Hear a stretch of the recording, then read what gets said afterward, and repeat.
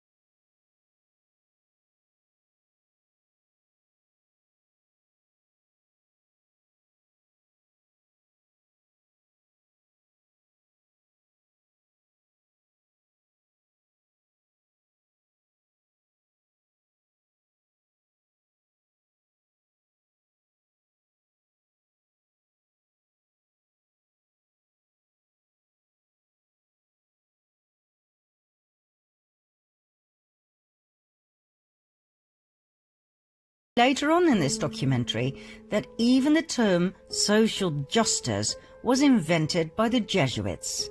The first man to name it and write about it was the Jesuit Luigi Tabarelli d'Azeglio. Lenin was a Jesuit puppet who was pushed forward by the Cabal to destabilize and destroy the country.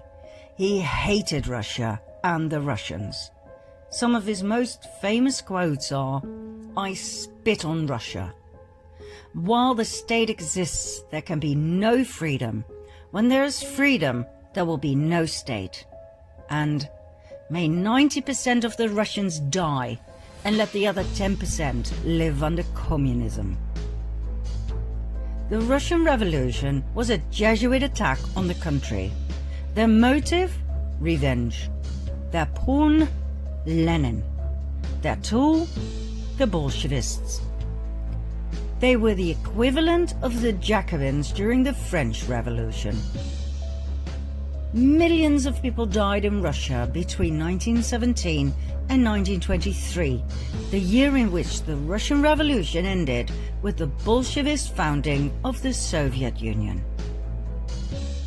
Now, before we move on to World War II, where we will share with you a discovery that, quite frankly, knocked us off our feet, so keep watching, we will first take a look at a chain of events in the US. Maybe you remember from part 2 of the previous series, that in 1913 the US Federal Reserve Bank was founded, the mother of all banks, owned by several Cabal families, among which the Rothschilds?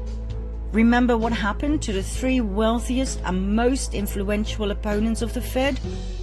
They conveniently died when the Titanic sank. Less than a year later, the Fed was a done deal. In the US at that time, about 21,000 banks did not yet fall under the jurisdiction of the Fed. That was, and still is, an absolute lethal thing to do. One might as well commit suicide, as history has proven over and over again, worldwide. In 1914, World War I started, 1 year after the establishment of the Federal Reserve. Between 1914 and 1919, the Fed doubled the money supply, causing a nationwide increase in lending. In 1920, it shrank the money supply, and 5,500 competitor banks went bankrupt. They were bought by the Fed for next to nothing.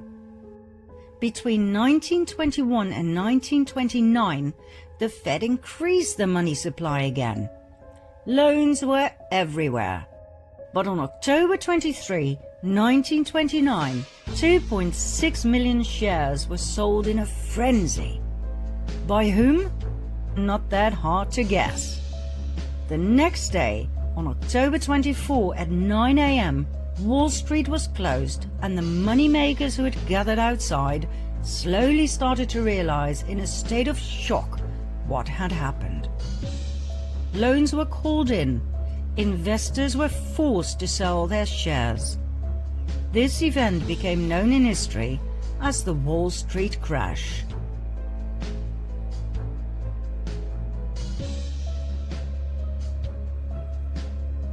The Wall Street crash brought the rest of the world on its knees too.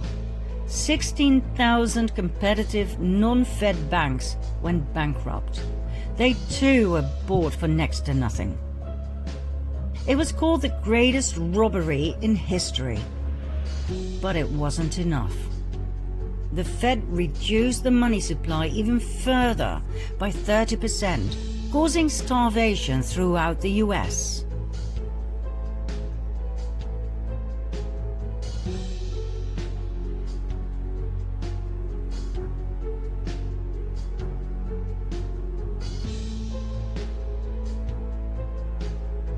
The Rothschilds had done what they had successfully been doing since the French Revolution, manipulating the stock market at the expense of the people to further increase their wealth and power.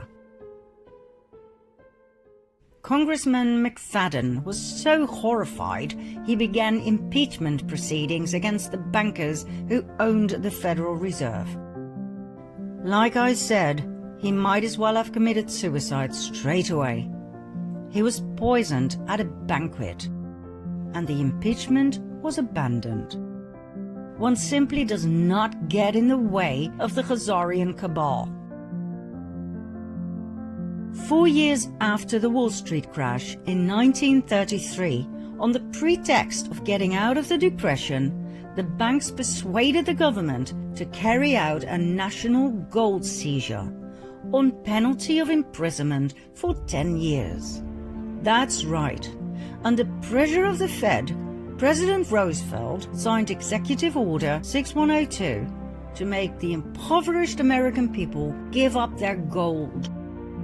They had nothing left. With the gold standard gone, the cabal had no more limitations on how they could manipulate the money supply. This meant absolute dominance. On top of everything else, income tax was created in 1913 to cover the huge amounts of money the government was paying the Federal Reserve. Like we said in part 2 of the previous series, income tax is illegal. We were just never told. One of the dire consequences of the Wall Street crash was that the Fed called in all international loans. The country that was the worst affected was Germany. After World War I, the country had to pay reparations to the victims, for which it desperately needed the loans, as well as for rebuilding the country and the economy. When the Fed called in their loans, the German economy collapsed. The country dived into a deep depression. That same winter, about 2 million people were unemployed. Less than 3 years later, that number had tripled, meaning a staggering unemployment rate of 40%. The government's expenses to support these people went through the roof. The Chancellor cancelled unemployment support in a desperate move, which made things even worse. More chancellors came and went. Nobody knew what to do with this mess. People were losing faith in democracy, music to the ears of the cabal, and sought help from extreme left, the communists, or extreme right, the Nazis. In January 1933, Hitler became Chancellor of Germany. Although he had a majority of seats in parliament, he did not have the absolute power he desired. Conveniently, only 4 weeks later, the Reichstag, home of the German parliament in Berlin, was set on fire, allegedly by communists. Hitler used the event to persuade President Hindenburg to pass an emergency act restricting personal liberty. The act abolished freedom of speech, assembly, privacy, and the press. It abolished the right to own property and the right to trial before imprisonment. It legalized phone tapping and interception of correspondence. The decree was used as the legal basis for the imprisonment of anyone considered to be opponents of the Nazis. People could be imprisoned for any or no reason. That night, around 4,000 people were arrested, imprisoned and tortured by the SA. Hitler was now able to imprison communist leaders, so his main opponent during the elections, the Communist Party, fell apart. Hitler's SA intimidated the rest of the opposition, after which he pushed through the Enabling Act that enabled him to make laws without the parliament's consent for the next 4 years. This gave Hitler absolute power. He then banned all political parties. Only the Nazi Party was allowed to exist. The final obstruction to absolute dictatorship was dealt with on June 30, 1934, called the Night of the Long Knives, when 400 SA members who were making demands were slaughtered by Hitler's SS. 1.5 months later, Hitler was in absolute control of Germany. He had become the Führer, meaning he was president, chancellor, and head of the army. Members of the armed forces had to swear a personal oath of allegiance, not to Germany, but to Hitler, which is so Jesuit. Remember the oath of absolute subservience and obedience to the Supreme General? Who was Hitler, really? Hitler came from an interesting family. His mother was Clara Pölzl. His father was Alois Hitler. Alois's mother is where things get really interesting. Her name was Maria Anna Schiggelgruber. She was a simple peasant girl from a village called Stronens near Dollersheim. At the age of 42, still being single, she gave birth to Alois. At the time she conceived, September 1846, Maria lived in Vienna, where she worked as a servant for none other than Anselm Salomon von Rothschild. As soon as the family discovered her pregnancy, she was sent back home, where Alois was born. Maria refused to tell who the father was. It must have been someone with power, for she kept it a secret for the rest of her life and the father did not feel the need to marry her. When Alois was 5 years of age, Maria married Johann Georg Hitler. Even though many researchers believe he must have been Alois's biological father, he never acknowledged the boy as his own. It wasn't until Alois was 40 years old when he suddenly changed his surname from Schickelgruber to Hitler. Why wait so long if he was truly Hitler's son? That doesn't make sense at all. Alois married Clara Pölsel. It was his third marriage. They had 6 children, 4 of which died at a very young age. The only 2 surviving children were Adolf and his sister Paula. Nobody knows for sure who the biological father of Alois Hitler was. Several names have come forward: Leopold Frankenberger, Johann Nepomuk Hitler, Johann Georg Hitler's brother. But we found no real evidence for any of the above. They all seem to have been used as a decoy to take our attention away from Anselm Salomon von Rothschild. So, why do we believe it was Rothschild who impregnated Maria? Because of several indicators. First of all, 9 months before Alois's birth takes us to September 1836. According to the Rothschild archives in London, Maria worked as a maid for Anselm Salomon von Rothschild. Now there are 2 possible suspects of the rape of Maria. 1, Anselm, who was 33 years old at the time. 2, his father, Salomon Meyer von Rothschild, who was 72 at that time.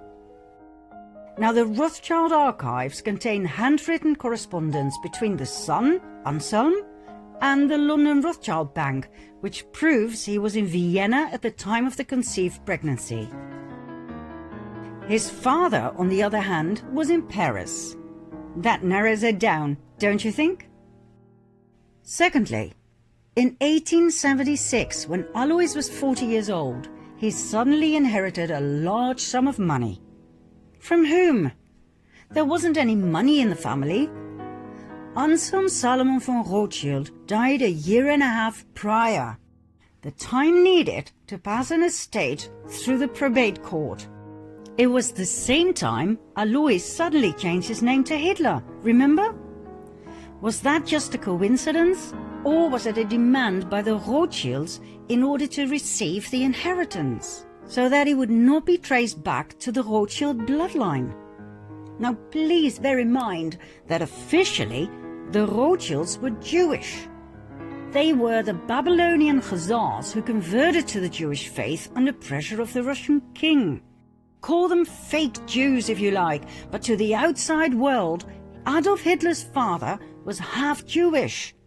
If this ever came to light, it would be one hell of a scandal. And so, all traces of the Führer Adolf Hitler leading to the Rothschilds had to be erased. In 1921, the Munich Post intercepted a pamphlet that circulated among the early members of Hitler's Nazi party, the NSDAP. The pamphlet's title was Adolf Hitler, Traitor. It dealt with the alleged Jewish blood in Hitler's veins. It accused Hitler of fronting for Jewish finances and for acting like a Jew himself. The Munich Post decided to publish the pamphlet. On the very day that Hitler became Chancellor, the Munich Post was ransacked and its editors and writers were sent off to concentration camps, where they were never heard from again. The Austrian Chancellor Dollfuss investigated Hitler's family origins on 2 occasions. The first investigation, published in 1932, determined that Hitler's father was illegitimate, born to a 42-year-old unmarried woman and an unknown father. The second investigation determined that Hitler's mother was employed as a domestic servant in the residence of Baron Rothschild of Vienna. Shortly after, Hitler ordered the assassination of Dollfuss in 1934.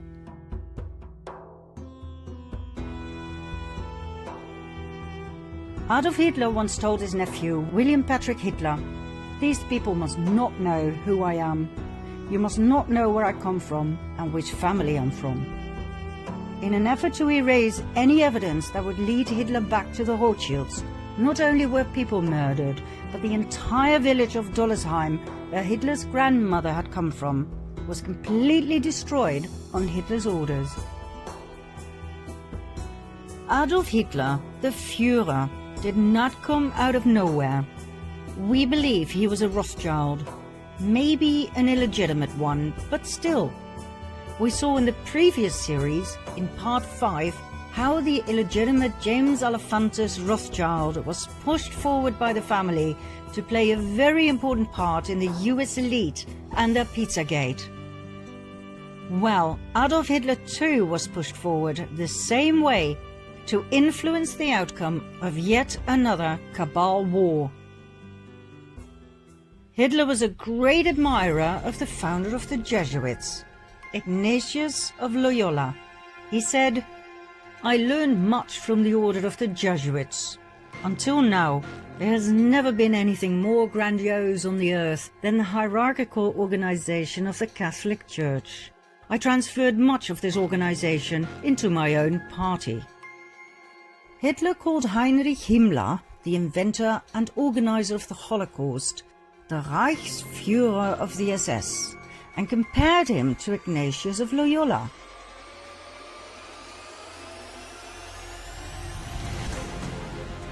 The SS organization has been constituted by Himmler according to the principles of the Jesuit order.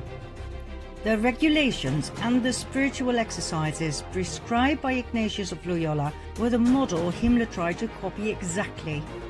Himmler's title as Supreme Chief of the SS was to be the equivalent to the Jesuit general, and the whole structure and direction was a close imitation of the Catholic Church's hierarchical order.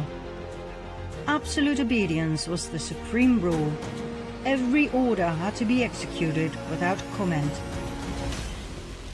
Hitler presented himself as the solution to all problems. He offered jobs in the war and weapon industry. He got rid of everyone he blamed for Germany's problems.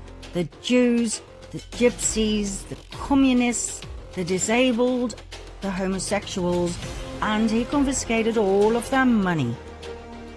Hitler was supported by a highly efficient propaganda machine led by SSer Joseph Goebbels, who brainwashed the German people into believing that Hitler was some sort of a messiah and that the Jews were the cause of all evil. Well, we all know what happened. 85 million people died in World War II.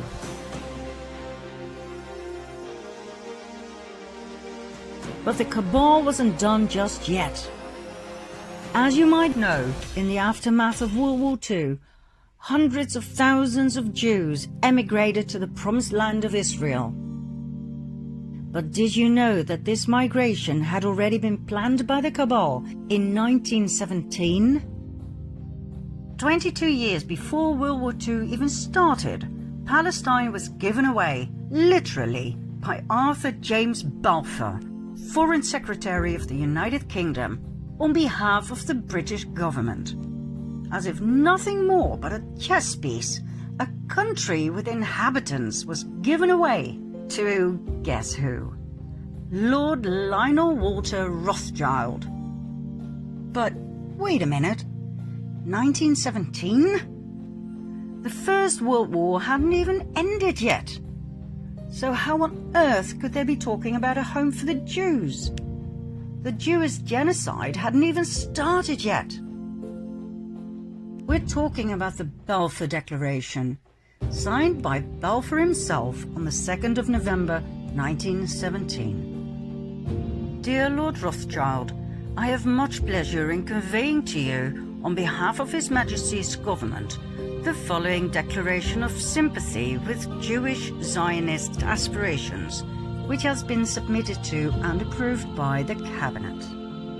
His Majesty's government view with favour the establishment in Palestine of a national home for the Jewish people, and will use their best endeavours to facilitate the achievement of this object, it being clearly understood that nothing shall be done which may prejudice the civil and religious rights of existing non-Jewish communities in Palestine, or the rights and political status enjoyed by Jews in any other country. I should be grateful if you would bring this declaration to the knowledge of the Zionist Federation. Arthur James Balfour. Neither the Jews nor the Palestinians knew about this. It was yet another brilliant move of nothing but chess pieces by the Cabal. What was presented as a benign action in favor of the Jews was, once again, a divide and conquer strategy. It could only end in yet another war, this time between Jews and Palestinians.